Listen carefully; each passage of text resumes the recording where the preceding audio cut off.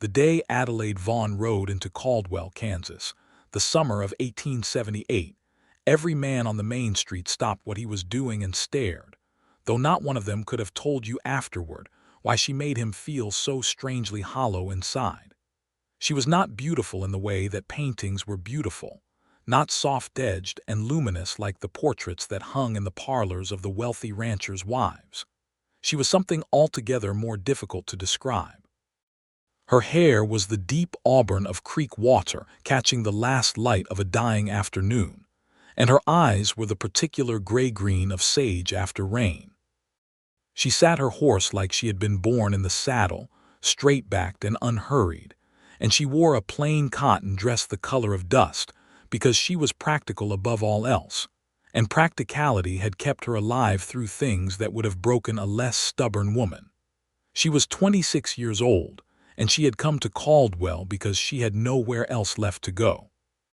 The town itself was a railhead cattle town, loud and raw-edged as a freshly cut board, with saloons that never seemed to close and cattle pens that smelled of everything you'd expect cattle pens to smell of. The Kishom Trail ended here, and with it came the drovers and the cowboys and the gamblers and the men who lived sideways to the law, and occasionally the law itself, though the two were sometimes indistinguishable. It was 1878, and Kansas was technically a free state with prohibition leanings that nobody seemed to take seriously, and the cattle trade meant money, and money meant noise and whiskey and trouble. Adelaide had grown up in Missouri, the daughter of a farmer who had worked himself into the ground, and a mother who had followed him not long after. She had a younger brother named Thomas who had gone west 3 years ago and sent back 2 letters and then nothing. She had spent the last of her savings and most of her dignity getting to Caldwell, because the last letter Thomas had sent was postmarked from here. And if there was one thing Adelaide Vaughn did not do, it was give up on family. She stabled her horse at Garrett's livery on the south end of town, paid a week in advance because the stableman looked like the kind of man who needed to see your money before he gave you any respect. And then she walked to the only boarding house in Caldwell that advertised clean sheets, which was run by a widow named Mrs. Ida Calloway, who had strong opinions about curfews and tobacco indoors. Mrs. Calloway was a small, square woman with iron-gray hair and the sort of directness that Adelaide appreciated immediately. "You are traveling alone?" Mrs. Calloway asked, looking Adelaide up and down with the professional assessment of a woman who had taken in many travelers and learned to read them quickly. "I am," Adelaide said. "Can you cook?" "Well enough." "Good. I need someone to help in the kitchen mornings in exchange for a reduced rate. The girl I had ran off with a drover last Tuesday, and I have been managing alone ever since. You look like you have 2 working hands and a sensible head." "Both of those things are accurate," Adelaide said, and that was how she got herself a room and a half purpose before she had even unpacked her single traveling bag. She spent the first 3 days asking careful questions about Thomas, working the morning kitchen shift with Mrs. Calloway, and getting the lay of the land. She learned quickly that Caldwell was a town with layers.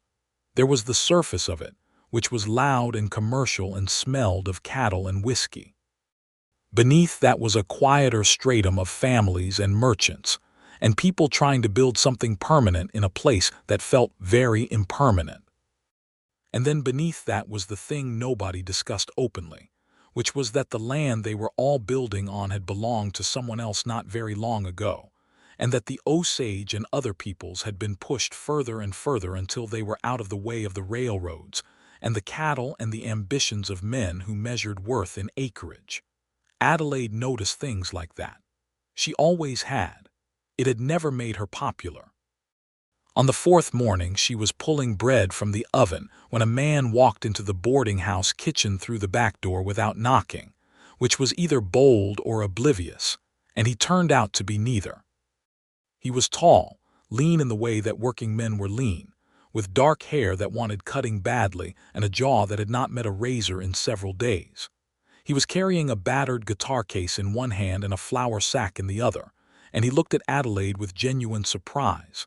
as though he had been expecting someone else and found the replacement arrangement puzzling but not unwelcome. "Mrs. Calloway usually lets me cut through," he said, by way of explanation or apology. She wasn't sure which. "Mrs. Calloway is in the front room," Adelaide said. "And you are John Redmond," he said, setting the flour sack on the table with a small thunk. "Mrs. Calloway asked me to bring flour from the general store. She said she'd be baking extra this week." He looked at Adelaide with something that was not quite curiosity and not quite caution, but something in between. "You're new." "Adelaide Vaughn," she said. "I'm helping with the kitchen." "Adelaide," he repeated, and the way he said it was not familiar or forward, just thoughtful, as though he was setting the name down somewhere in his mind where he could find it again. "That is a good name." She had no particular response to that, so she said nothing, which was one of Adelaide's particular skills. She had found that silence made most people uncomfortable enough to reveal themselves, and she had learned more about people through silence than through any question she had ever asked. John Redmond was not made uncomfortable by silence. He stood in the kitchen doorway for a moment, watching her pull the second loaf from the oven, and then he said, "I will let Mrs. Calloway know I left the flour." And he walked through to the front room, and Adelaide heard the low murmur of his voice and Mrs. Calloway's response, something warm in the exchange, and then the front door opened and closed. She stood in the kitchen with oven mitts on and flour on her apron and thought, entirely against her will, that he had very kind eyes. She found out the rest of him in pieces over the following days, the way you learn a place, one landmark at a time. John Redmond was 29 years old and had come to Caldwell 2 years prior from Texas, where he had been born and raised on a small ranch outside of San Antonio that no longer belonged to his family. He played guitar at the Silver Horn Saloon 3 nights a week for wages that were honest if not generous, and he did day work at the Harkness cattle operation on the edge of town the other days, because music paid in applause more readily than in coin. He had no family left in Kansas that anyone knew of and no particular enemies, which in Caldwell in 1878 made him something of a rarity. He brought Mrs. Calloway flour every week because her late husband had been a friend of his, and he felt a responsibility to her, the kind of quiet, persistent responsibility that doesn't announce itself. He fixed her porch step in May without being asked. He chopped wood for her in autumn. He did these things because they needed doing, and because he was the kind of man who noticed what needed doing and then did it, which Adelaide recognized was rarer than it should have been. She learned about the guitar before she learned about anything else. She heard it first through the walls of the boarding house on a Thursday evening, a low, searching sound, something between a question and a promise, and she stood in the narrow hallway with her candle and listened without meaning to, and felt something move in her chest that she did not immediately have words for. She asked Mrs. Calloway the next morning. "That's John," Mrs. Calloway said, stirring porridge without looking up. "He practices here sometimes when the saloon is too loud to think. I don't mind it. He plays like a man who has something worth saying." "Does he write his own songs?" Adelaide asked, keeping her voice light and incurious. "Some. Most of the ones the cowboys want are old standards, drinking songs, trail songs. Men riding up from Texas after months on the trail don't want something new. They want something they already know so they can feel at home." Mrs. Calloway paused. "But he writes his own, yes." "I've heard some of them. They're different from the usual." "Different how?" Mrs. Calloway looked at her then with those sharp, assessing eyes. "Different in the way that something true is different from something pretty," she said. Adelaide thought about that for the rest of the morning. She found Thomas on the 7th day. She had been working her way through the town methodically, asking at the saloons and the cattle pens and the general store, describing him carefully, 30 years old, light brown hair, a scar on his left chin from a fall off a fence when he was 12. Most people remembered faces when you gave them enough specific detail, and Adelaide had always been specific. The man at the second saloon, a place called the Dusty Boot that smelled considerably worse than the Silver Horn, told her that a Thomas Vaughn had worked cattle out of a camp 2 miles east of town through the spring, but had cleared out sometime in June. He owed money to the owner of the saloon, which explained why the man was willing to tell Adelaide where he'd gone. He'd headed north, toward Wichita, or so he'd told someone, and that someone had told someone else, which was how rumors worked in small towns. Adelaide sat on the steps outside the Dusty Boot and allowed herself 3 minutes of pure, sharp disappointment, and then she put it away.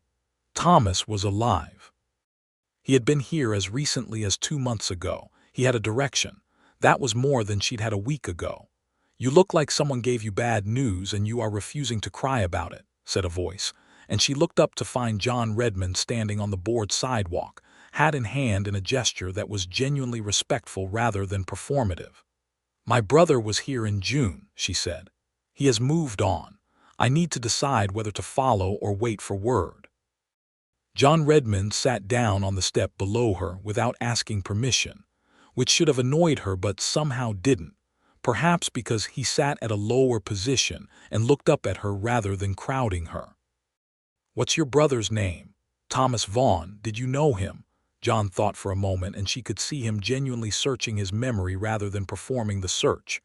"Red-faced fellow, liked to argue about horses."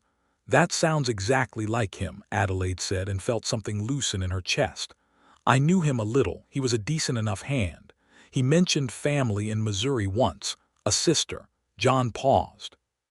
"He said she was the most stubborn person he had ever met, and he meant it as a compliment." Adelaide looked at him. "How do you know he meant it as a compliment?" "Because he was smiling when he said it," John said simply.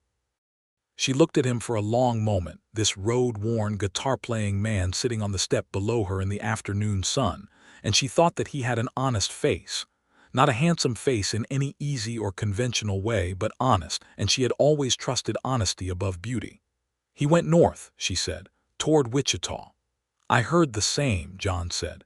"He had some trouble with Ruddy Marsh, who runs the Dusty Boot, a card game that went wrong. He needed to leave before Marsh decided the debt needed collecting in a physical way."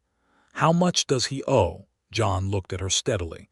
"Not enough to ruin a man, enough to give Marsh an excuse." Adelaide filed that information carefully. "Thank you, Mr. Redmond." "John," he said. She considered him. "Thank you, John." He replaced his hat and stood and tipped the brim to her in a gesture that was clean and unpretentious. "I'll ask around more if you like. I know people in this town, some of them are even trustworthy." "I would appreciate that," Adelaide said, and meant it entirely. The following Thursday she went to the Silver Horn. She went because Mrs. Calloway mentioned casually that John was playing that evening, and that it was worth hearing if you hadn't before. And Adelaide told herself she was going because she needed an evening away from the boarding house kitchen and the smell of lye soap. And both of those things were true. But they were not the only true things.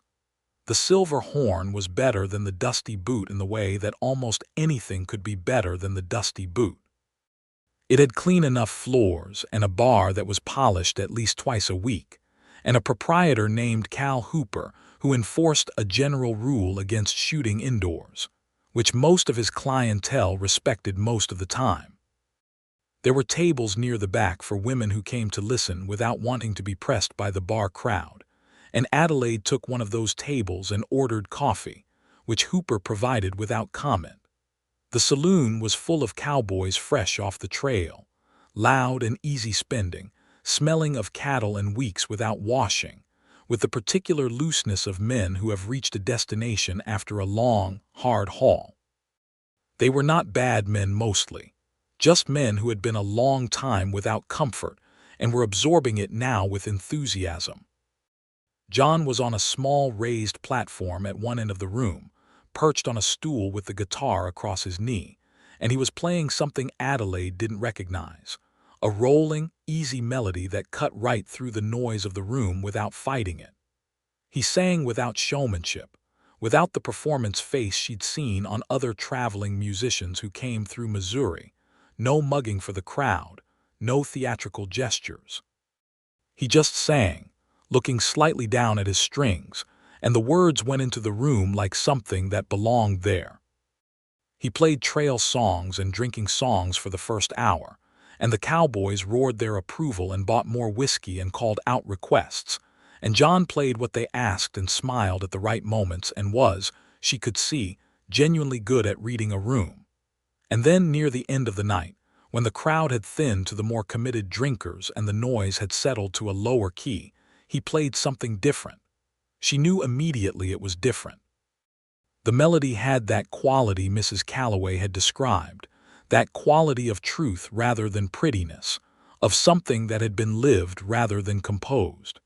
She found herself leaning forward without deciding to. The song was about the light on the plains at dawn, the particular impossible gold of it before it hardened into day, and about a woman who walked through that light and did not know she was extraordinary. It was not a love song exactly, or not the kind of love song she had heard before, which were mostly about how beautiful a woman's eyes were or how cruel she was for not returning the singer's devotion. This was something else. It was a song about seeing someone clearly, about the way a particular person's presence in the world made the world more specific and more real. Adelaide sat very still with her coffee cup in both hands. When it was over, there was applause, decent but not the roaring kind, because the roaring kind was for the trail songs, and the quiet kind was for the things that actually mattered, and Adelaide understood intuitively that John Redmond knew the difference and had stopped expecting the two to be the same. She was at the door when he caught up with her, guitar case in hand, and he said, "I hope the coffee was worth the trip." "The coffee was terrible," she said. "But yes, it was worth the trip." He fell into step beside her on the board sidewalk, and they walked back toward the boarding house in the warm August dark, and it was quiet in the good way. "That last song," she said. "You wrote that?" "I did," he said. "When?" He was quiet for a moment. "Recently." She looked at him sideways, and he was looking straight ahead, and there was something in his profile in the dark, some tightness at the corner of his mouth, that told her the song had cost him something to play. "It was the best thing I have heard in a long time," she said, and she was direct because she was always direct, and she watched the tightness ease. "Thank you," he said quietly. They reached the boarding house, and she went in, and he went on down the street toward wherever he was staying, which she did not know yet. And she lay awake for a while in the dark, listening to the sounds of the cattle town settling into its uneasy nighttime quiet. And she thought about a woman walking through dawn light who did not know she was extraordinary. And she thought that whoever the song was about was very lucky. And she thought that whoever the song was about was probably not her. And she felt a small, honest pang about that which she acknowledged and then put away.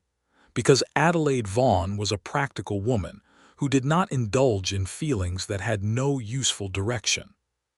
She found out the next morning that he slept above the Silver Horn in a small room Cal Hooper rented out, which she should not have cared about, and which she noted with the same careful detachment she applied to everything else.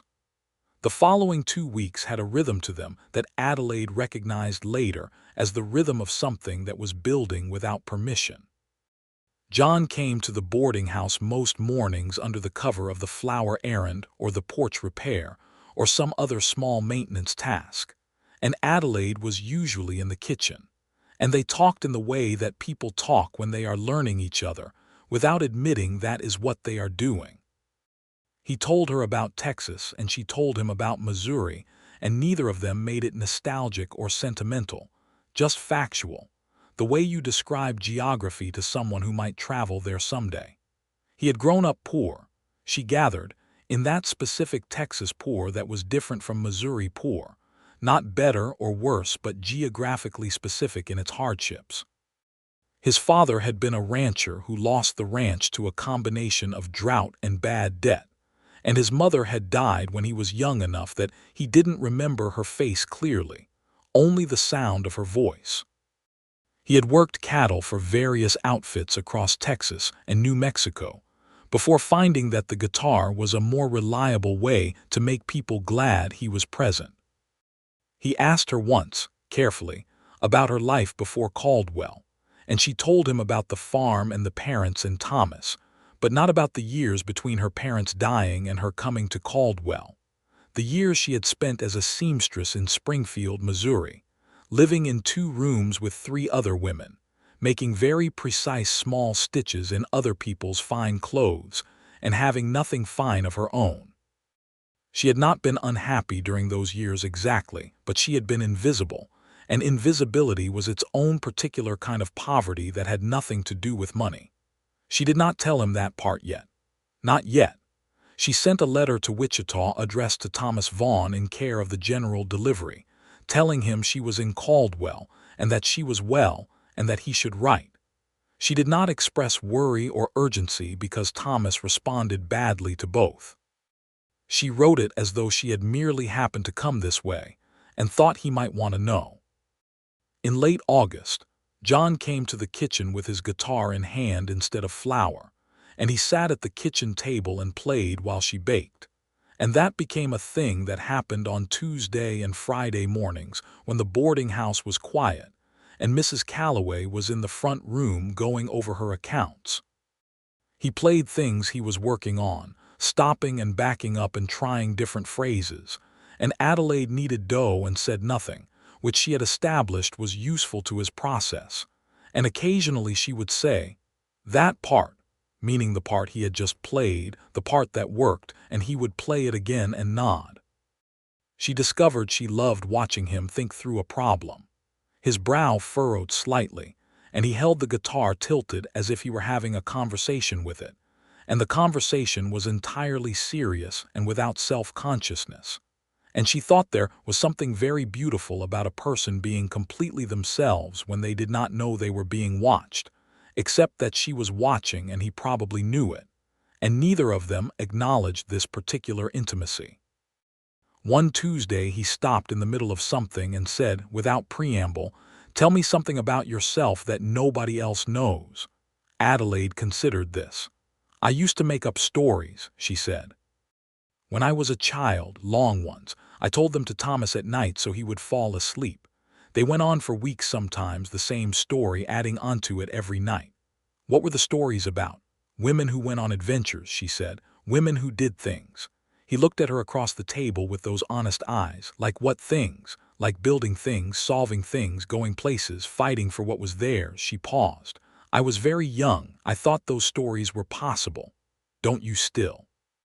he asked. She met his eyes and felt something electric and careful in the space between them. "I am in Kansas looking for my brother alone," she said. "I think that counts."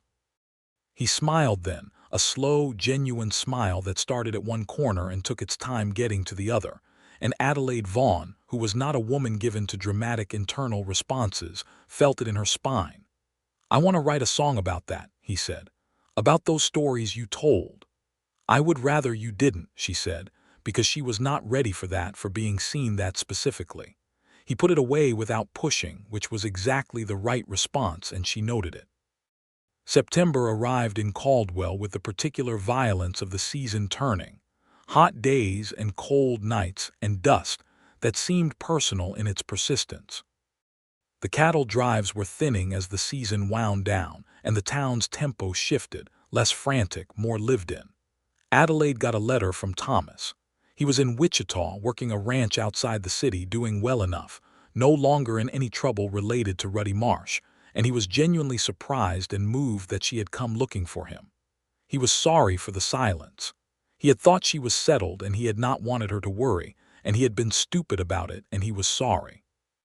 He asked her if she was all right and whether she needed money, which made her laugh because Thomas had never had money to spare but always offered it, and she wrote back immediately telling him where she was, and that she was well, and that she intended to stay in Caldwell a while longer. She told Mrs. Calloway about the letter at breakfast, and Mrs. Calloway said, "I suppose that resolves the thing that brought you here," with a careful lack of inflection that was absolutely loaded with meaning. "It resolves part of it," Adelaide said. "And the other parts?" Mrs. Calloway asked. Adelaide drank her coffee and said nothing, and Mrs. Calloway smiled the small, satisfied smile of a woman who has gotten the answer she was looking for from the question she didn't ask. She told John that afternoon in the kitchen. He was playing something quiet and she was mending a hem for Mrs. Calloway, and she said, "I heard from Thomas.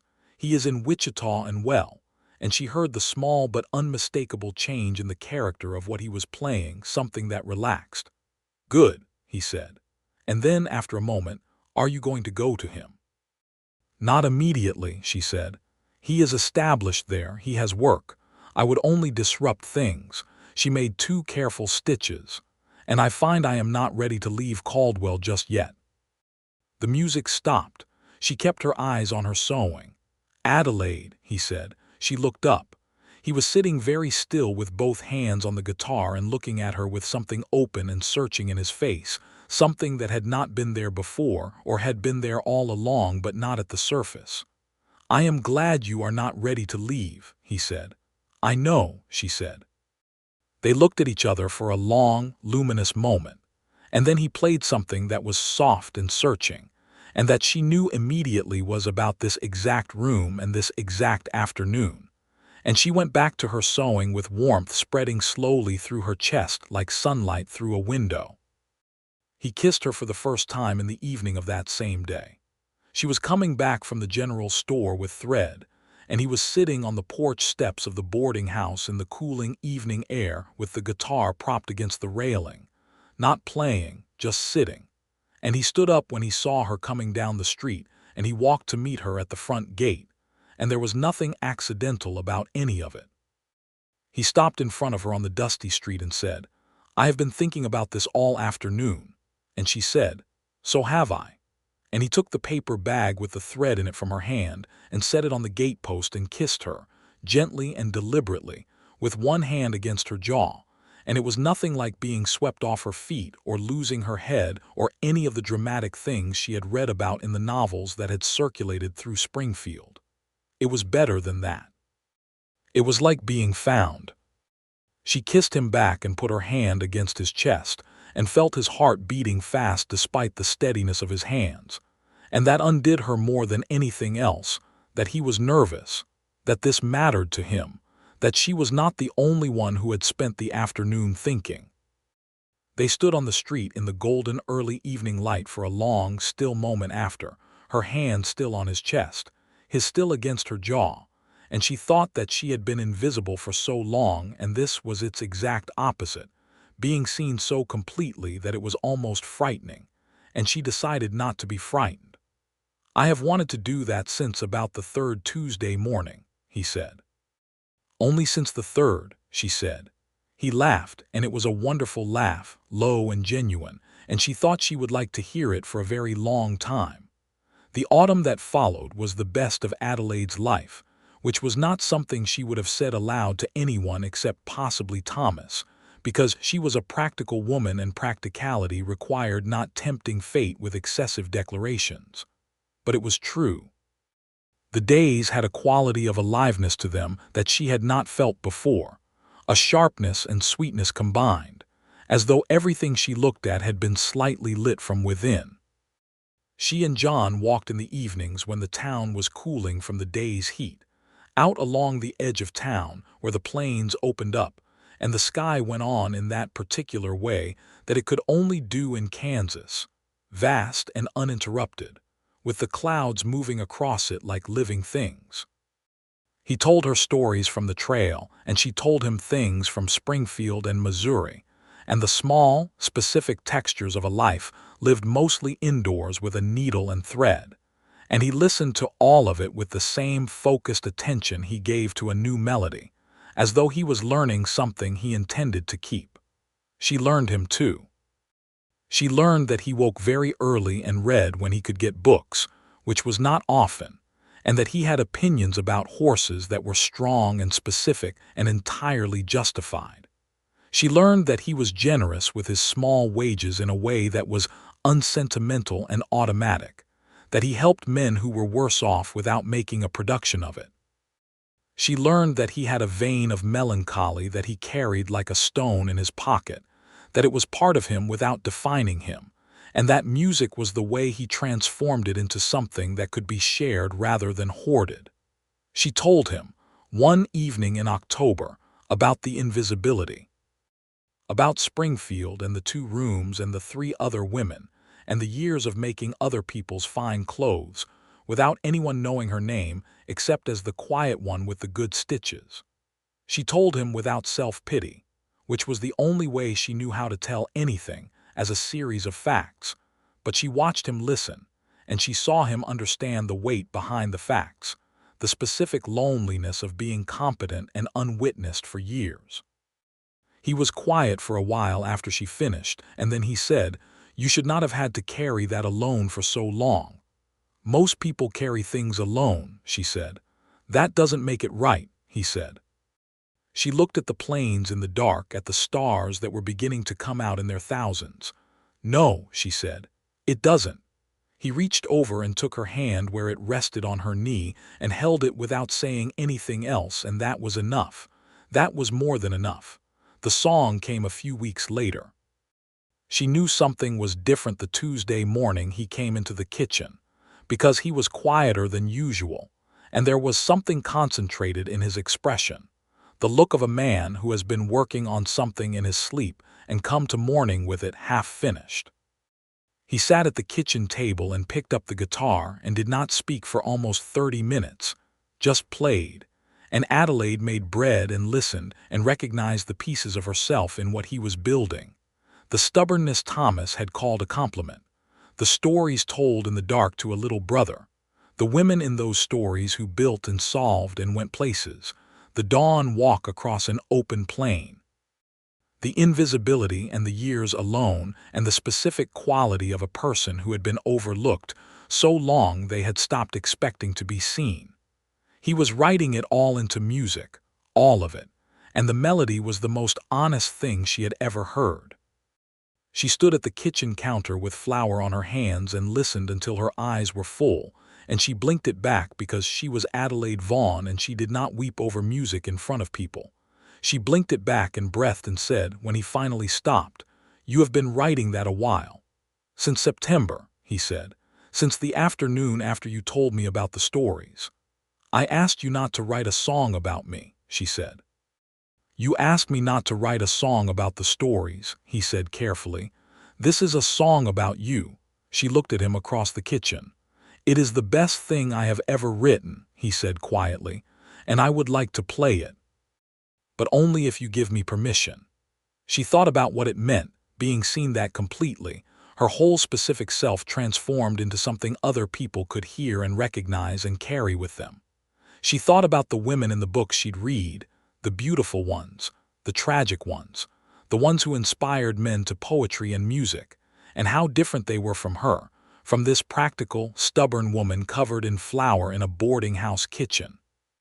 She thought about the song she had heard in September at the Silver Horn, the one about the woman in the dawn light who did not know she was extraordinary.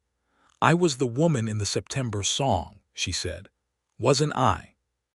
He looked at her without evasion. "Yes. You have been writing about me since September," she said. "I have been writing about you since the day you told me to help myself to the kitchen table," he said, which was approximately the second morning.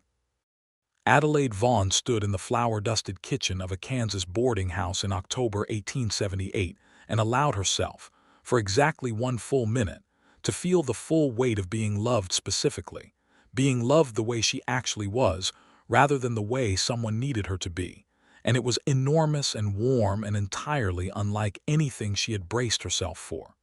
"You can play it," she said, "but I am not coming to the Silver Horn that night." "Fair," he said, "but Mrs. Calloway will tell you about it anyway." "I know," Adelaide said and went back to her bread. He played it the following Friday night. Mrs. Calloway did indeed come home with a full report. She sat across from Adelaide in the parlor with her hands folded and said, in the deliberately measured tone of a woman exercising tremendous restraint, "The room went very quiet when he played it, not the quiet of indifference. The quiet of people who have heard something true and are not quite sure what to do with it." "What did they do with it?" Adelaide asked. "They applauded for a very long time," Mrs. Calloway said. And then a man in the back, one of the Texas drovers who has been here all season and never said much to anyone, called out and asked what the song was called. "What did John say?" Mrs. Calloway looked at her with those sharp, fond eyes. "He said it was called Adelaide." The silence in the parlor was the same kind she had described, the quiet of something true. "That is a fine name for a song," Adelaide said, and her voice was very steady. "It is," Mrs. Calloway agreed. "He is a good man, Adelaide." "I know," Adelaide said simply. November came in cold and direct, the way the plains did things, without transition or apology. The cattle drives were done for the season, and Caldwell's population dropped as the drovers went south or found winter work elsewhere. The town became quieter and more itself, the families and merchants and permanent residents emerging from the summer's commercial frenzy like people who have been waiting patiently for visitors to leave. Adelaide stayed. She had written to Thomas again, and he had written back, and they had arrived at a new understanding of each other that was adult and honest in a way their childhood relationship had not been. He was building a life in Wichita. He was happy, or happy enough, which was what you could reasonably hope for. He asked about Caldwell, and she told him about it, about the town and Mrs. Calloway and the kitchen work and John. And Thomas wrote back a letter that was 3 sentences about John and 7 sentences about the guitar, because Thomas had always been more comfortable with the peripheral than the central, and she loved him for it. John played at the Silver Horn less in November, there being less of a crowd to play for, and spent more evenings at the boarding house, which Mrs. Calloway permitted because she trusted him, and also because she was not blind. He played in the parlor sometimes, which Mrs. Calloway enjoyed while pretending to read, and Adelaide sat with her mending and listened, and the evenings had a warmth that none of them had had before in their separate, self-sufficient lives. One evening John put down the guitar and said, "I want to ask you something," and the way he said it made Mrs. Calloway look up from her book and then look back down with the careful neutrality of someone who intends not to be in the way. Adelaide set down her sewing. "Ask," she said. "I know you came here for Thomas, and Thomas is settled in Wichita," John said, carefully. "And I know you are a woman who makes her own decisions and does not require anyone's opinions about them. So I am not asking you to stay on my account. I would not do that." He stopped, tried again. "What I want to know is whether you could see yourself building something here, in Caldwell, in this life." He looked at her steadily. "With me." Adelaide looked back at him with the same steadiness. "Is that a proposal, John?" she asked. "It is working toward one," he said. "I wanted to make sure the premises were acceptable before I got to the question." Mrs. Calloway made a small sound that she immediately converted to a cough. Adelaide felt the warmth spread through her again, that thorough, unhurried warmth that had become the quality of loving him, nothing sudden or swept away, just deeply real. She thought about Springfield and the 2 rooms and the invisible years, and she thought about the boarding house kitchen and Tuesday mornings with the guitar, and the song called Adelaide that the Texas drover had asked the name of, and she thought about the evenings on the plains when the sky was enormous and he held her hand without saying anything. "The premises are acceptable," she said. He proposed properly on a Sunday in November on the main street of Caldwell at noon, with the whole town more or less present, because he was John Redmond, and he was not a man who did things by halves. He got down on one knee in the dust of the street with his hat in his hand and said, "Adelaide Vaughn, I would like to be your husband if you will have me, and I promise to spend the rest of my life making sure you know you are seen." And Adelaide, standing in the street with her hands clasped in front of her, thought that of all the things he might have promised, that was the one she had most needed. "Yes," she said, "I will have you." The people nearby applauded, including a man Adelaide had seen in the dusty boot, and a woman who sold eggs from a cart on Tuesdays who had watched Adelaide walk past for 3 months and nodded to her now with real warmth, and Cal Hooper, who had come out of the Silver Horn to see what the noise was, who crossed his arms and said, "Well, it is about time," which was rich given he had known them both for less than a season. They were married in December 1878, in Caldwell, in the small Protestant church that stood on the east end of town, and was pastored by a Reverend Marsh, who was no relation to the unpleasant ruddy Marsh of the dusty boot. a coincidence that Adelaide noted with dry amusement. Mrs. Calloway stood up for Adelaide, and Cal Hooper stood up for John, and Thomas, who had gotten Adelaide's letter and made the 2-day ride from Wichita in 3 because he was Thomas, arrived on the morning of the ceremony with a broken coat button and his best hat battered from the road, and embraced his sister on the steps of the church with a roughness that was pure affection. Adelaide held on to her brother for a long moment, and thought that she had come to Caldwell with nothing but a stubborn determination and a traveling bag, and had somehow found everything she had not known she was looking for. Thomas and John liked each other immediately, which was gratifying in the specific way that matters when people who are important to you decide to be important to each other. Thomas declared John's guitar playing the finest he had heard, which Adelaide suspected was not entirely accurate but was entirely kind, and John told Thomas that Adelaide had described him as the most argumentative person she knew, which Thomas took as the compliment it was intended to be. The ceremony was simple and the reception was at the boarding house, and Mrs. Calloway had baked for 3 days, and someone, Adelaide never found out who, had asked John to play at the reception, and he played the song called Adelaide, and the room went quiet in the way that Mrs. Calloway had described, the quiet of something true. Thomas leaned over to his sister and said, in a low voice that was careful and genuine, "He sees you, Adelaide." "I know," she said. "Good," Thomas said, and that was as much as he needed to say about it.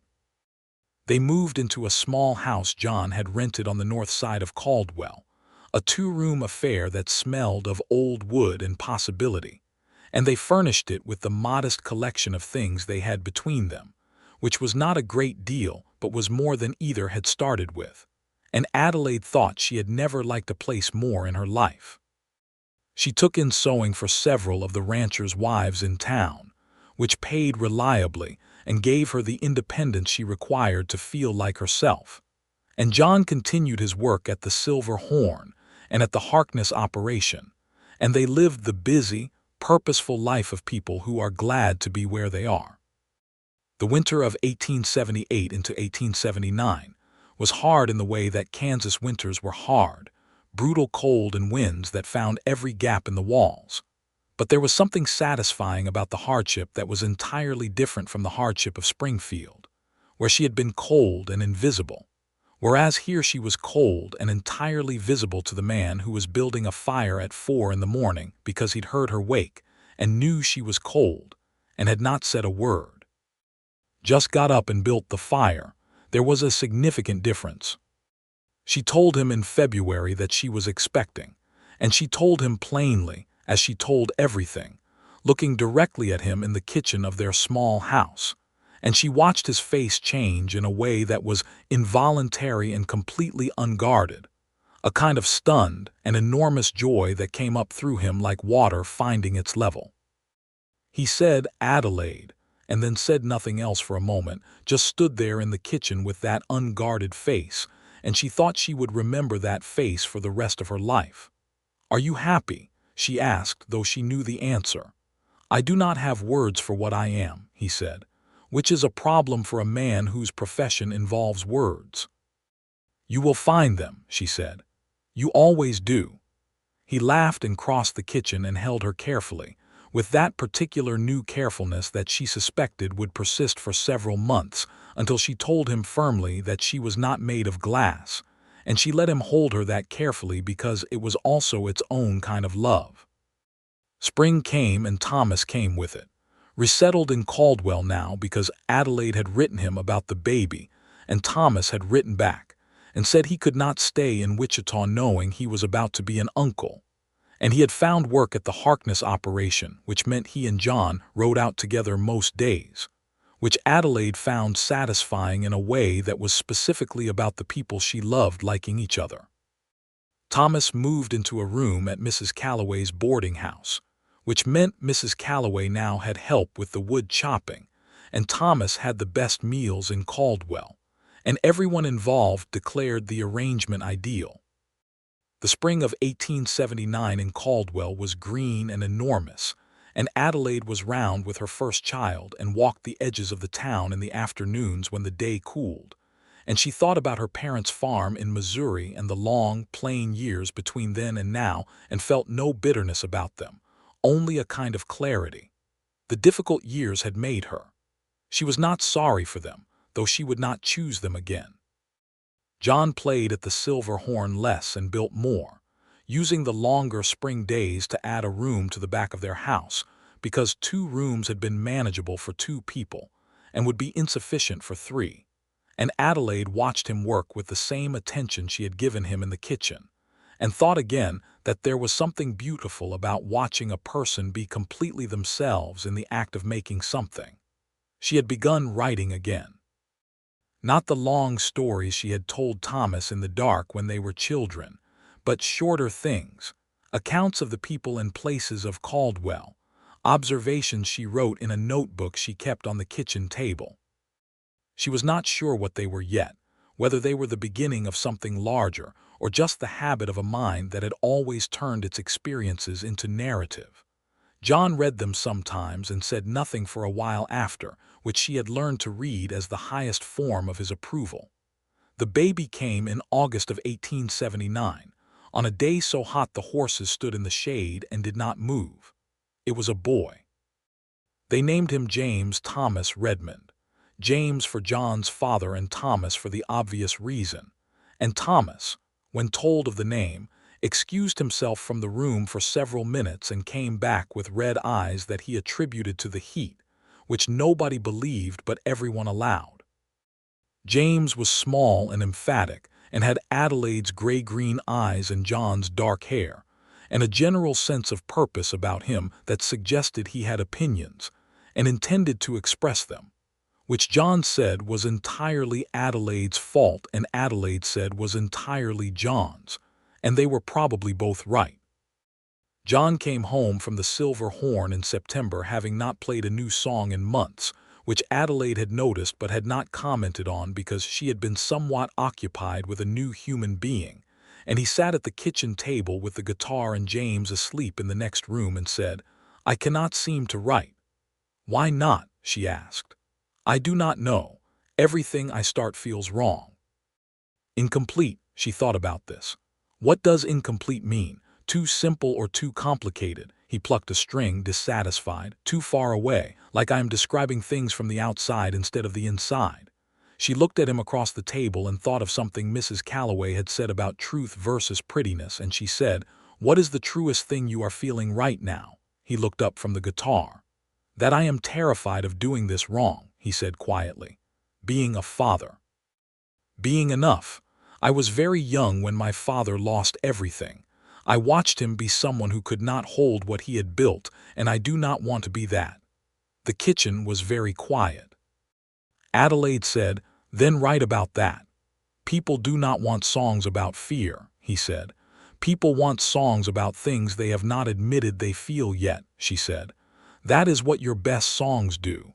They say the thing first and let the listeners catch up." He was quiet for a long moment, and then he began to play something very slowly, something that was tentative at first and then more sure as it found its direction. And Adelaide went back to mending with the particular satisfaction of having been useful in the way that matters. He finished the song in 3 days and played it at the Silver Horn on a Friday night, and it was called Enough. And the Texas drovers and the cattle hands and the permanent residents of Caldwell sat quiet in the way they sat quiet for true things. And a man Adelaide had never seen before wept openly at the bar, and Cal Hooper tactfully pretended not to notice.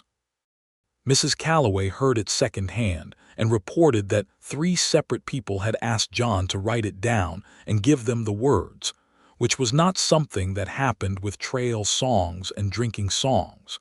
It happened with things that had been alive before the music and stayed alive after. The autumn of 1879 settled over them like a good quilt, not dramatic, just present and warm. Adelaide's sewing work had expanded, and she had hired a girl, 17-year-old Mercy Cole, whose family had come from Ohio, to help with the increasing orders, and she was teaching Mercy the precise small stitches that she had spent years mastering in Springfield, and that were worth something out here where fine work was scarce. Thomas was doing well at the Harkness operation, and had begun what appeared to be a courtship of the youngest daughter of the family that ran the feed store, a calm, competent young woman named Ruth, who seemed entirely able to handle Thomas, which was the main qualification for the position.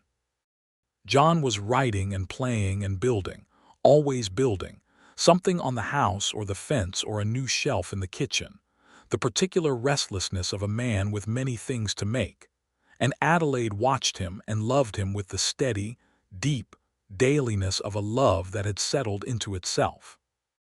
James learned to walk in October, launching himself across the kitchen floor toward whatever object interested him with a determination that was both alarming and gratifying, and John would follow him across the room with both hands out ready to catch, laughing, and Adelaide stood in the kitchen doorway, and thought that this was the thing she had not put in any of her Springfield stories.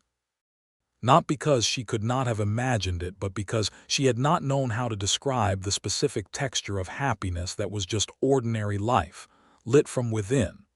The following spring, 1880, brought changes. The cattle industry was shifting. The Kansas quarantine laws were expanding as Kansas settled more deeply into agriculture, and the Kishom Trail was beginning to lose traffic to the Western Trail further west. Caldwell was adapting, becoming more of a commercial town and less of a pure cattle town, which meant some businesses thrived and others thinned.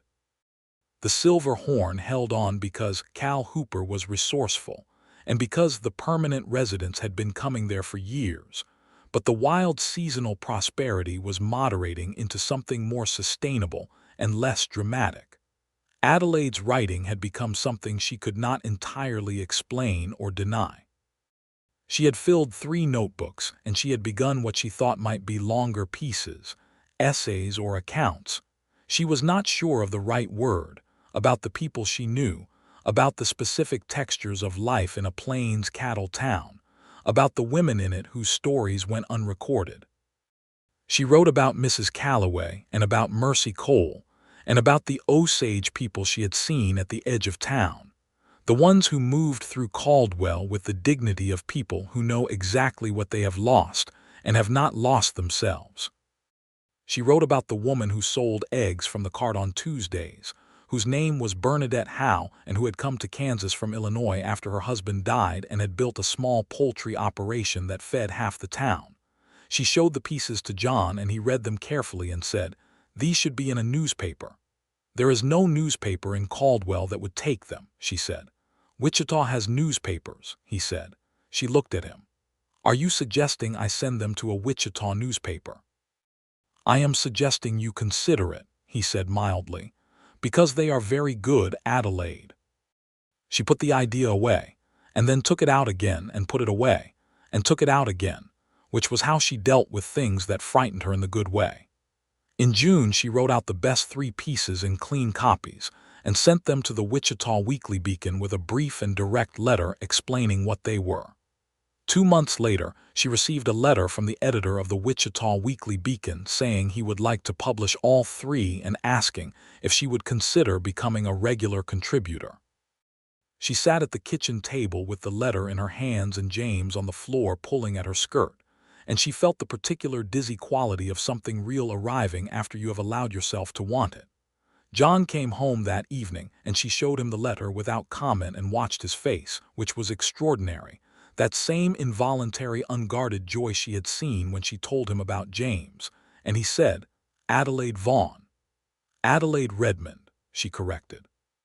"Adelaide Redmond," he said, with a kind of reverence that she would not have been able to tolerate in a lesser man, but which in him was simply true. "You are remarkable." "I wrote some pieces about people I know," she said. "That is not remarkable." "The fact that you think it is not remarkable is part of what makes you remarkable," he said, which she decided was too circular to argue with. She wrote for the Wichita Weekly Beacon through the rest of 1880 and into 1881, sending pieces on the last Monday of every month, about the plains and the cattle trade, and the lives of the people who built the towns that the trail maps didn't bother to put names to. The editor, a man named Edgar Fillmore, wrote back with notes that were brisk and useful, and he published everything she sent and paid for it, not lavishly but honestly, which was the standard she held things to. In the fall of 1880, Ruddy Marsh of the Dusty Boot made an attempt to collect on Thomas's old debt, which Adelaide had almost forgotten existed. He came to the Redmond house on a Tuesday evening, which was bold, and knocked on the front door, which suggested he wanted to be official about it. He was a broad, sand-colored man with an expression of chronic displeasure, and he told Adelaide, who opened the door, that Thomas Vaughn owed him $40 from a card game 2 years prior, and he wanted it now. Adelaide, with James on her hip and Flower on her other hand, considered him with the calm that was one of her most effective weapons and said, "My brother settled his accounts before leaving Caldwell. I would suggest you review your records before making claims in public." Marsh said, "I reviewed my records, the debt stands." John appeared at her shoulder, not aggressive but present, and said, "Marsh, Thomas Vaughn paid that debt. You were there, I was there. Try this again and I'll have Adelaide write it up for the Wichita paper." He said it quietly, which was more effective than loudness. Marsh looked from one of them to the other and seemed to recalibrate. He left without further comment and did not return, and that was the last of that. Thomas, when told about it, said several things about Ruddy Marsh that Adelaide chose not to transcribe, and then said that he owed John a very fine dinner, and the dinner happened that Sunday with Ruth from the feed store present and Mrs. Calloway invited, and it was loud and good. Thomas married Ruth in November of 1880, a simple ceremony at the same small church, and Adelaide stood up for Ruth, who had become a genuine friend by then, and John played at the reception because that was the thing he did for people he loved, and the song called Adelaide made people quiet again in the way that it always did. Adelaide found she was expecting again in early 1881, and she told John in the same direct way she had told him the first time, and his face did the same involuntary thing, and she thought that was one of the small continuous mercies of a good marriage, that joy repeated.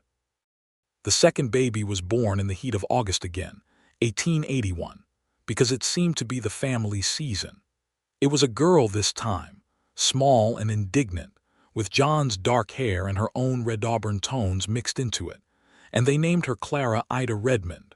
Clara because Adelaide had always liked the sound of it, and Ida because Mrs. Calloway, who had been called Ida by her late husband, was the closest thing to a grandmother this child was likely to know. Mrs. Calloway, when told of the middle name, looked at the baby for a long, quiet moment, and then at Adelaide with an expression that required no translation. "That is a fine name," she said, and the way she said it was exactly as full as Mrs. Calloway ever got with sentiment, which was very full. John held Clara on the evening she was born with a care that was so specific and so enormous that Adelaide, from the bed, watching him, felt the fullness of it in her throat. He held her as though she was both precious and completely his in the best sense, the sense of responsibility and wonder combined, and he looked up and caught Adelaide watching him and said nothing, because the moment already had everything it needed. Caldwell changed through 1881 and into 1882 as all the cattle towns were changing. The Kishom Trail was effectively finished. The quarantine laws were closing the cattle routes through Kansas, and the great seasonal tide of drovers and trail herds was turning elsewhere. The town did not die, as some cattle towns died, because it had been building a second life underneath the first. The merchants and the farmers and the families who had come not just for the cattle money but for the land and the future, and that second life was now the main one. The Silver Horn became less a saloon and more a gathering place, and Cal Hooper added a restaurant section that served actual food, and John played there on weekends for the families and the new settlers and the permanent residents. playing the trail songs less now and writing more new songs, because the audience was different and different audiences asked different questions. Adelaide was writing regularly for the Beacon and had been approached by a second paper in Topeka, and she had also begun helping Edgar Fillmore compile a small collection of her pieces that he intended to publish as a pamphlet, a thing she could not quite believe was real until she held the physical proof of it, which was a printed pamphlet called Plain Lives. Accounts from the Kansas Border by Adelaide Redmond, and she sat at the kitchen table with it in her hands in the same way she had sat with the letter, and felt the same dizzy quality of something real.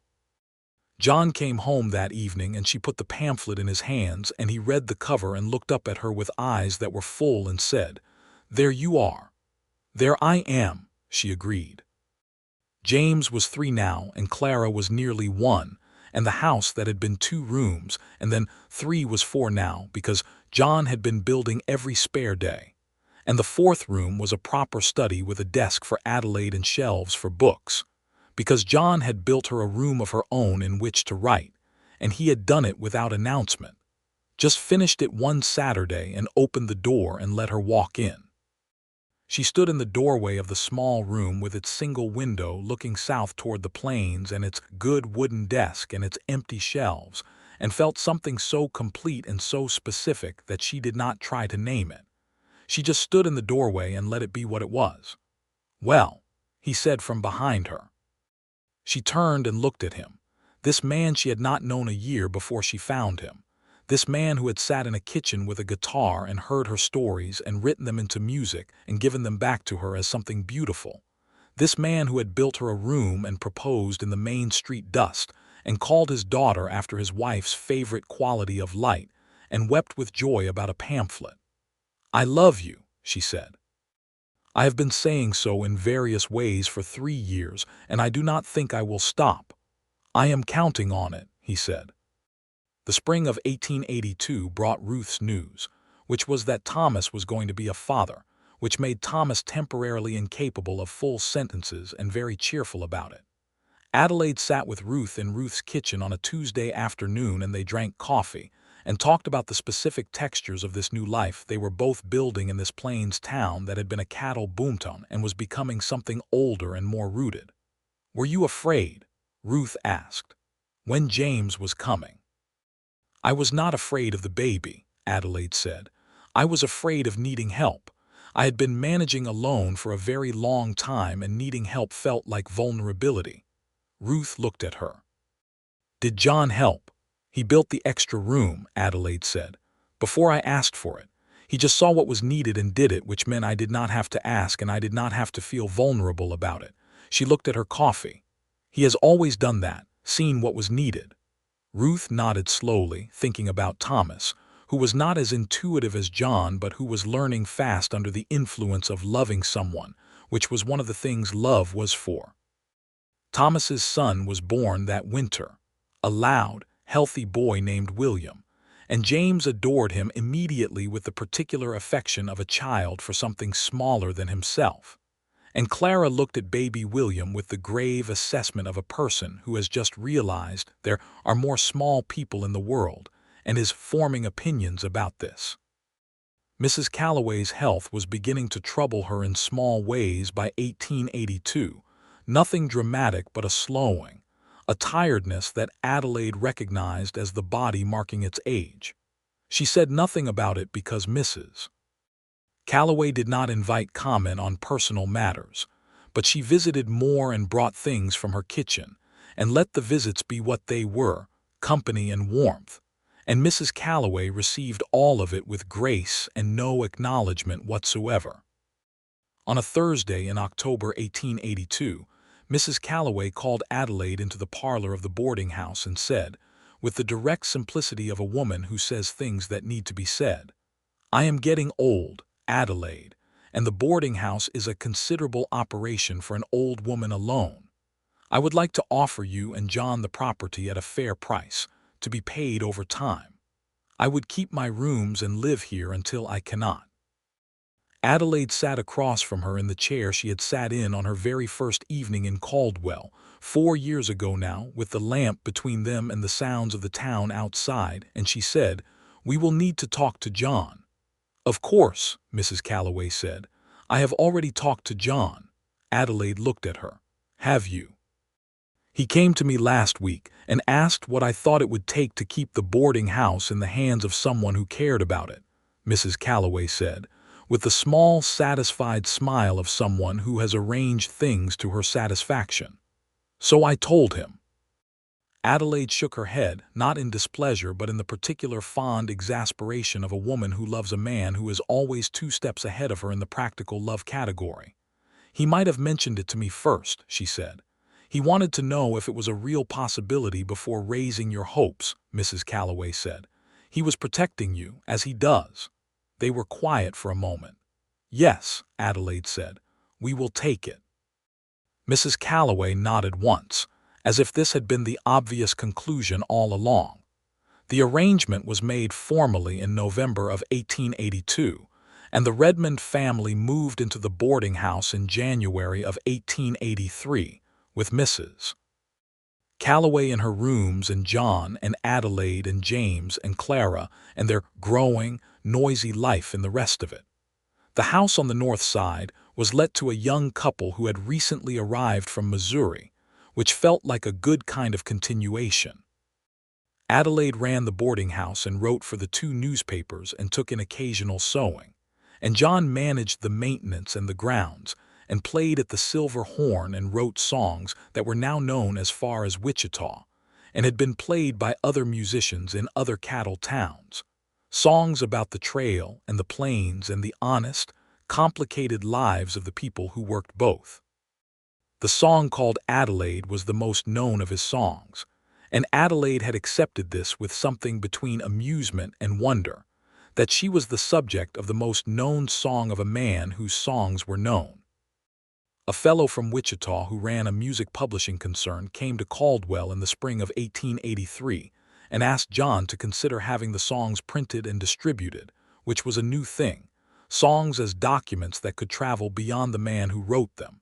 And John came home from the meeting at the Silver Horn and told Adelaide about it with the careful face of a man who is not sure how much to want something. "What do you want to do?" she asked.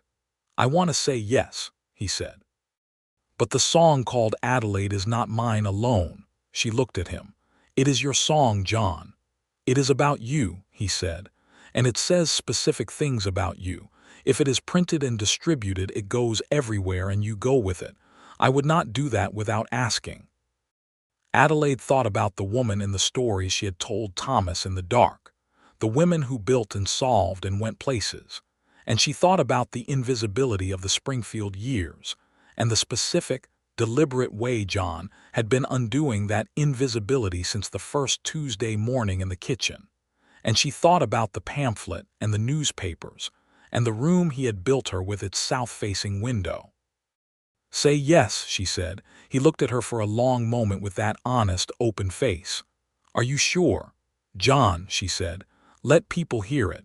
Let them hear there was a woman nobody had written songs about and then someone did." She paused.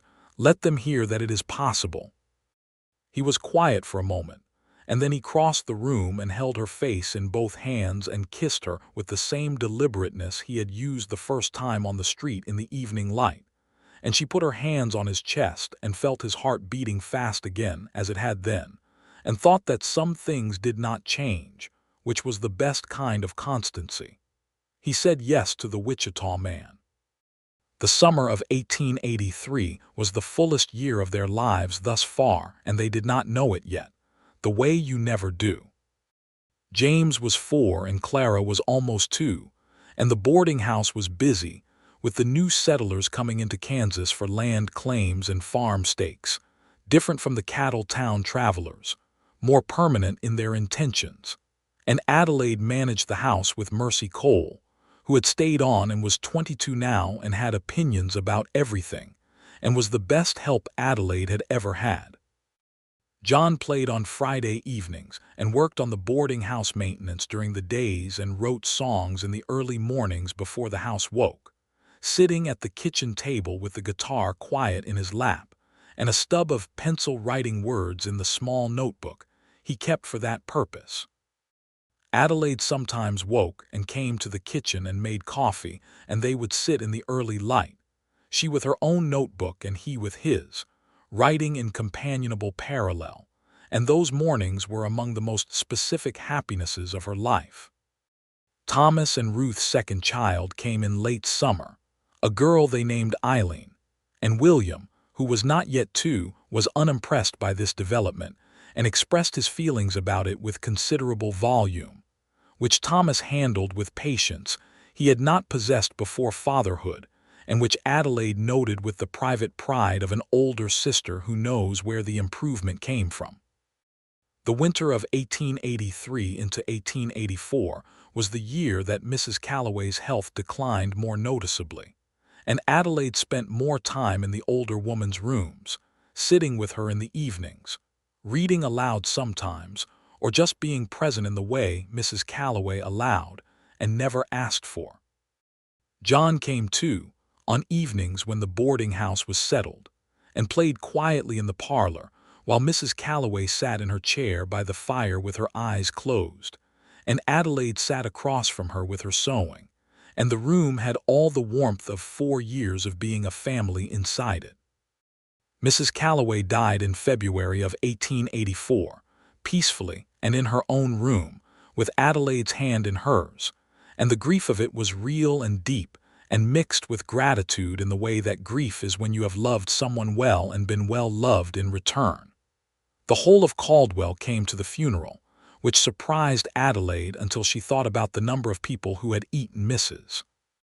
Calloway's bread and slept in clean sheets and been told plain truths when they needed them, and then it did not surprise her at all.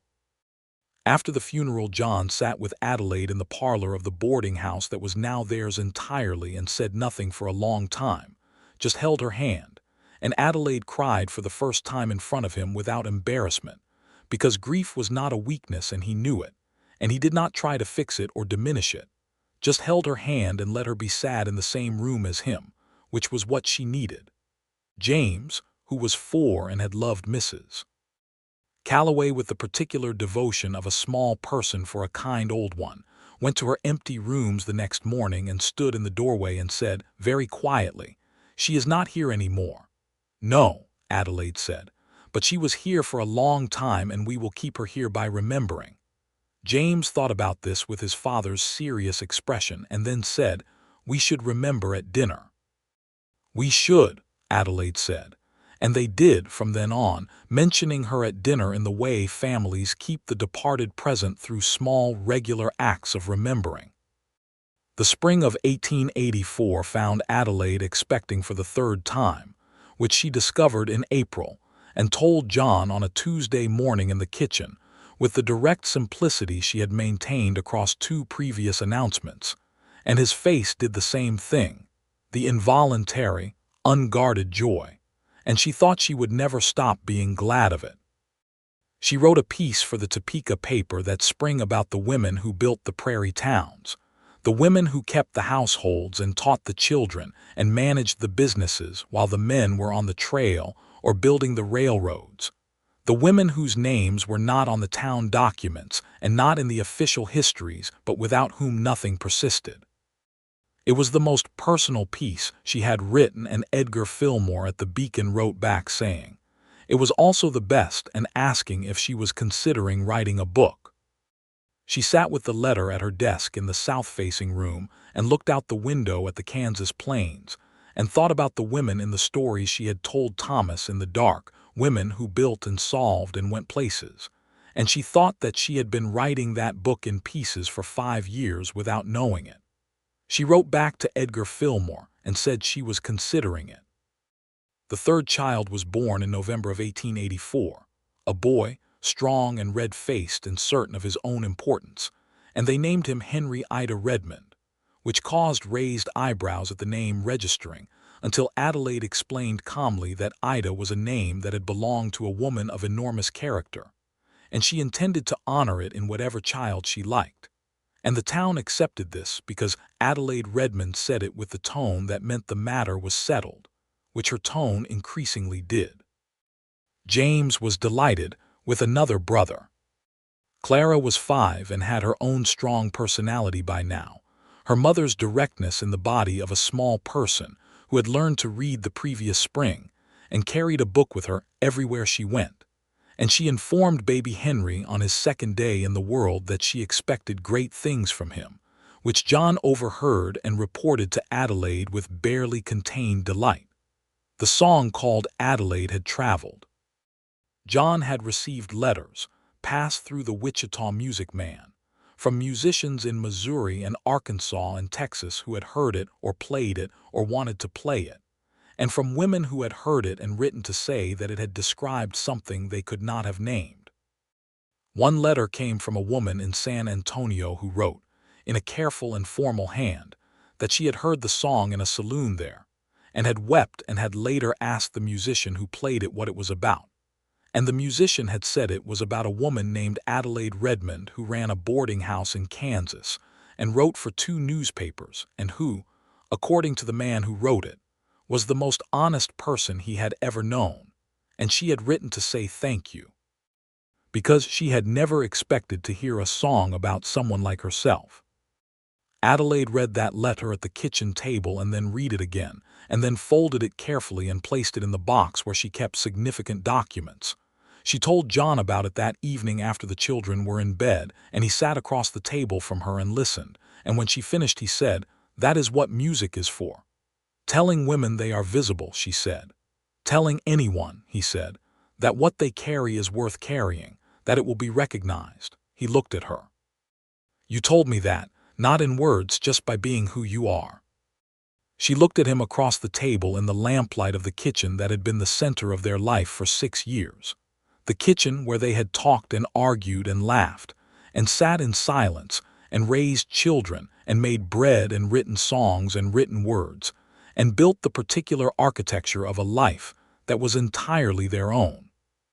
She looked at him and thought that she had been the woman nobody had written songs about, had spent 26 years being invisible and competent and overlooked, and then this man had sat down with a guitar and changed that, not because he had made her something she was not, but because he had seen what she already was and had the language to say it out loud. "I want to write the book," she said. "I know," he said. "It will take a long time. It will mean mornings in the study and late evenings and probably some periods of terrible temper.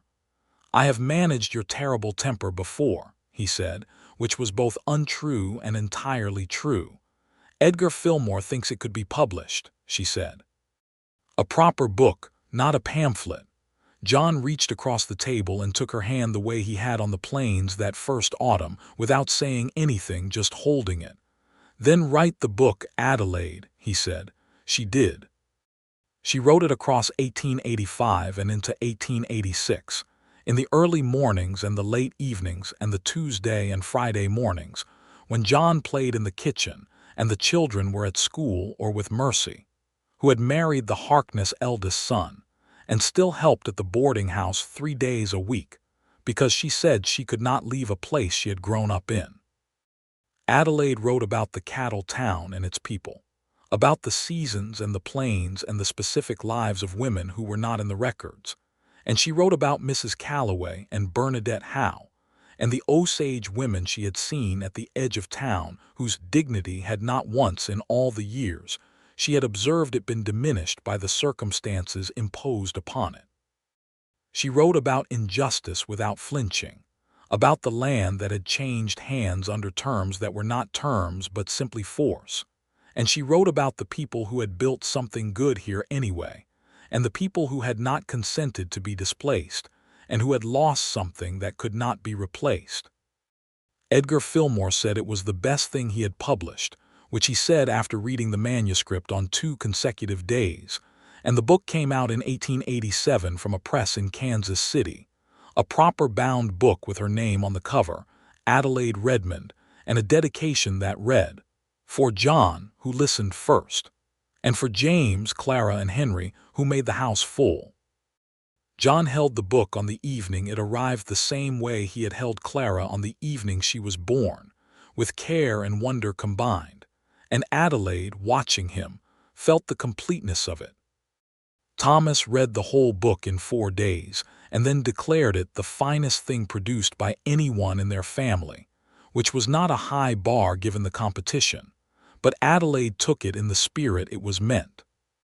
James was 7, and Clara was 6, and Henry was 2, and the boarding house was full of travelers and permanent boarders, and the noise of children and the smell of bread and coffee. And John played on Friday evenings for the town that had changed from what it was when he came, but was still the town he had chosen. And on Tuesday and Friday mornings, he sat in the kitchen with the guitar, and Adelaide sat across from him.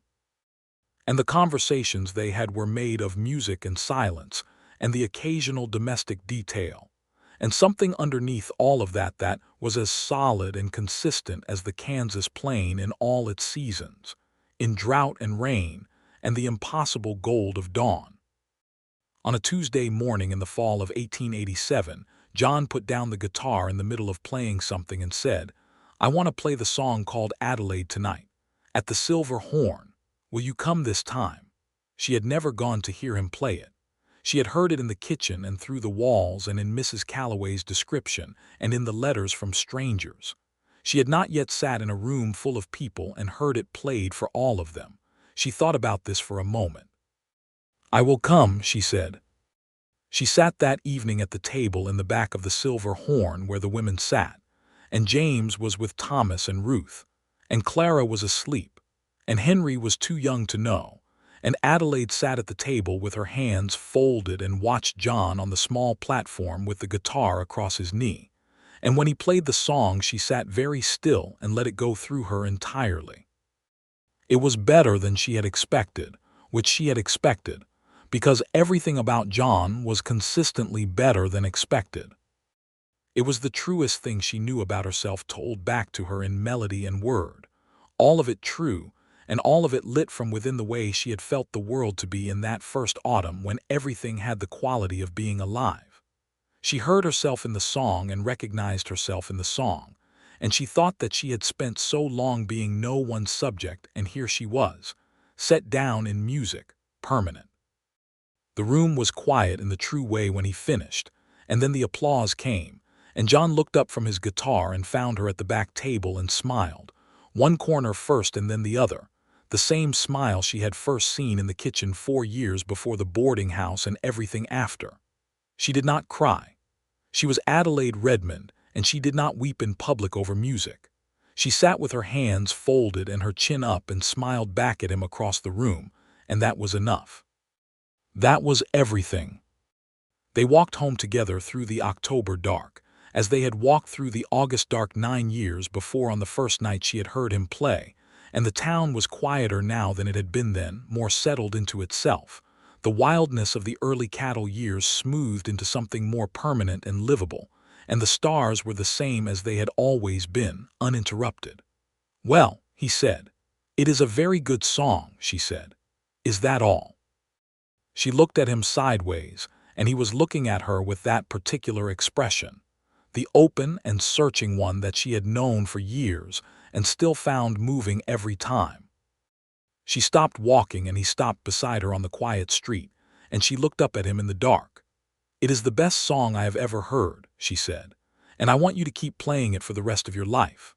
He looked at her for a long, luminous moment, and then he said, "I plan to," and he took her hand and they walked home under the Kansas stars to the warm, full, noisy house where their children slept and their life was built, and everything was entirely, completely, and permanently theirs. The years that followed settled into a good life made of real things. James grew tall and serious and had his mother's directness and his father's musicality, and by the time he was 12, he was playing guitar in the kitchen while Adelaide and John listened. And John taught him the way someone teaches music to their own child, which is with patience and specificity, and the occasional demonstration of how the passage should actually go. And Adelaide watched the two of them bent over the guitar in the kitchen light, and wrote none of it down because some things were not for paper, just for the room. Clara read every book in Caldwell that Adelaide could get her hands on, and then Adelaide wrote to the library in Wichita and arranged a borrowing system that the librarian there found unusual but was willing to accommodate. And Clara moved through books with the systematic appetite of a person who intends to understand everything. And by the time she was 10, she had opinions about Adelaide's newspaper pieces that were sometimes embarrassingly perceptive. Henry was the outdoor one, the child who could not be kept indoors, who was happiest in the prairie grass with the sky overhead, and who by the age of 5 had befriended every horse within walking distance of the boarding house, a fact that amused John enormously, and that Adelaide managed with the same practical efficiency she managed everything. He learned to ride before he was 6, which terrified Adelaide in a way she did not show, and which John handled by teaching Henry properly, because the answer to a dangerous thing was knowledge and not prohibition. Thomas and Ruth had a third child, a girl named Frances, in 1887, and the two families were so intertwined by then that the children moved between the two households freely, and Thomas and John had become the kind of friends who did not require explanation or ceremony, who helped each other with work and sat in comfortable silence when silence was called for. Adelaide's book was read in Kansas and Missouri, and as far as Texas, and she received letters from readers that she kept in the box with the letter from the woman in San Antonio, which grew full and then required a second box, and she wrote back to each of them because she had been invisible long enough to know that being seen required acknowledgement. She wrote a second book, which was harder than the first in the way that second things are always harder because you know now what it costs, and she finished it in 1890 and sent it to the Kansas City press, and Edgar Fillmore declared it better than the first, which she doubted but appreciated. John's songs had traveled further than he was ever comfortable with, which Adelaide thought was one of his most endearing qualities, the persistent mild surprise that anyone wanted to hear them.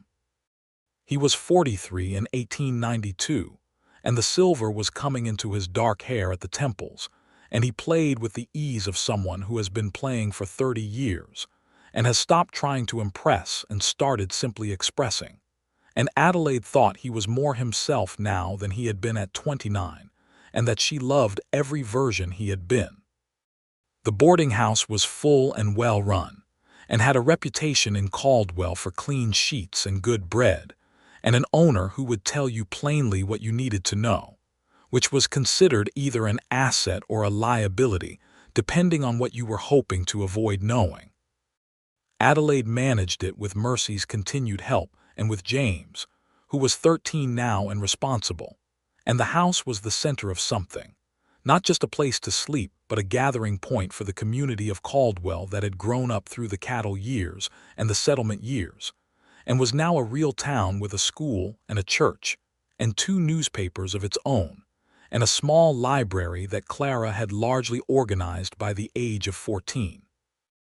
In the autumn of 1892, Adelaide sat at her desk in the south-facing study on a Tuesday morning, with the window open onto the plains and the sound of John's guitar drifting from the kitchen, and she wrote the last chapter of her second book, and set down the pencil, and sat quietly for a long moment with the finished pages in her hands. She heard the guitar stop, and then John's footsteps in the hall, and then he knocked on the study door, which he always did even though it was his house too, and she said, "Come in." And he opened the door and looked at her face, and he said, "Done." "Done," she said. He came in, and she handed him the pages, and he stood in the doorway and read the last paragraph slowly, and then he looked up at her with the full, clear gaze she had known for 14 years and said, "This is the best thing you have written. You said that about the first book. I say it each time because each time it is true," he said. She stood and crossed to him and took the pages from his hands and set them on the desk, and she put her arms around him in the easy, familiar way of people who have been holding each other for many years, and whose bodies have become accustomed to each other as to a necessary thing. "I have been thinking," she said. "That is never a neutral statement coming from you," he said. "We have been in this house for 9 years," she said. "The children are growing. James will be a man before we know it. Clara will read the library empty. Henry will either be a rancher or a horse. I have not yet determined which." He laughed at that, the low, genuine laugh she had stored somewhere in herself since the first time she heard it. "What I am thinking," she said, "is that we have built something real here. The house, the family, the books, the songs, Thomas and Ruth and all their children next door practically. Mrs. Calloway's name and my daughter's name, the letters in the box." She paused. "I did not think I would have any of this, John. I thought I would be in Springfield for the rest of my life making stitches in other people's fine clothes." He held her closer at that. She felt his chin against her hair. "You were never going to stay in Springfield," he said. "You were always going to find your way to wherever you needed to be." "I needed to be here," she said. "I know," he said. "I think I knew it before you did." She smiled against his shoulder. "That is an arrogant statement." "It is an honest one," he said. She stood in the south-facing study that he had built her, in the house that had been Mrs. Calloway's and was now theirs. In the town she had come to with a traveling bag and a stubborn heart, and found more than she had come looking for.